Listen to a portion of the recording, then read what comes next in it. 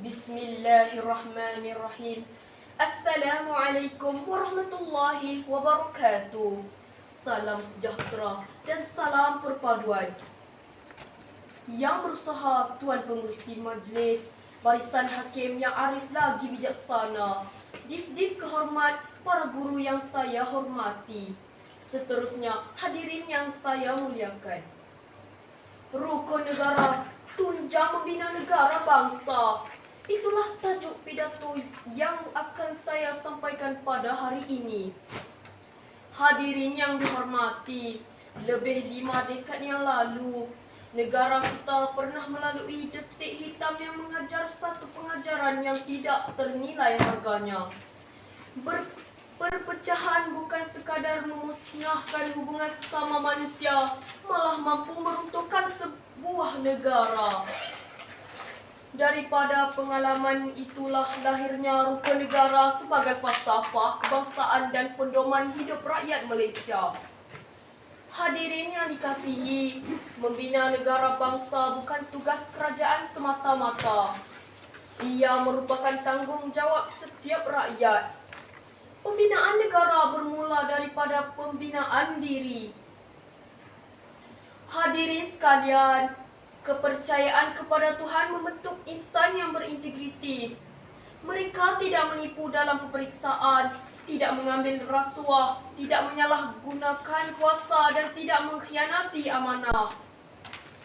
Bayangkan jika setiap rakyat Malaysia mengamalkan nilai ini, pasti gejala rasuah dapat dikurangkan, jenayah dapat dibendung dan keharmonian masyarakat akan terus terpelihara.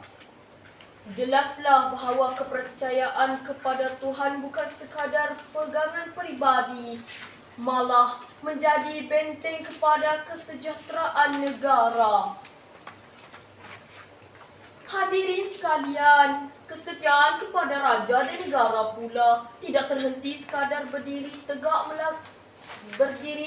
lagu negaraku, berkumandang atau mengibarkan jalur gemilang pada bulan kemerdekaan.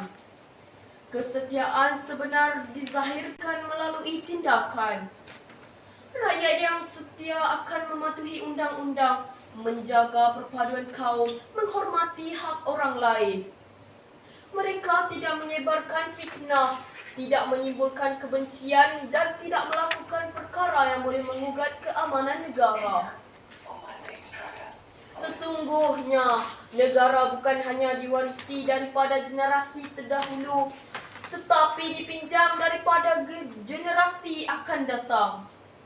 Sebagai generasi muda, kita juga mempunyai tanggungjawab yang besar. Kesetiaan kepada raja dan negara perlu dipupuk sejak di bangku sekolah.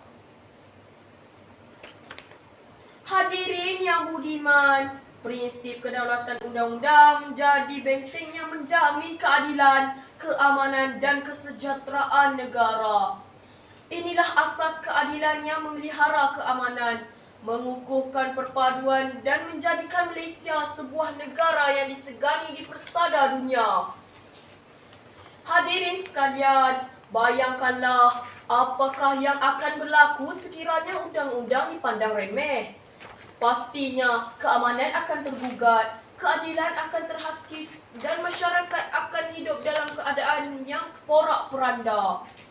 Sebelum saya mengakhiri pidato ini, izinkan saya menyuruh seluruh hadirin, jika kita mahu melihat Malaysia terus aman, mulakan dengan membina akhlak. Jika kita mahu melihat Malaysia terus dihormati, suburkan semangat setia kepada raja dan negara. Jika kita mahu melihat Malaysia bersatu, semailah kesopanan dan kesusilaan dalam setiap tindakan. Sesungguhnya, rukun negara bukan sekadar 5 prinsip yang dihafal, tetapi kompas perpaduan yang menentukan arah perjalanan sebuah negara bangsa. Sekian, wabillahi taufiq wa hidayah. Wassalamualaikum warahmatullahi wabarakatuh. Sekian, terima kasih.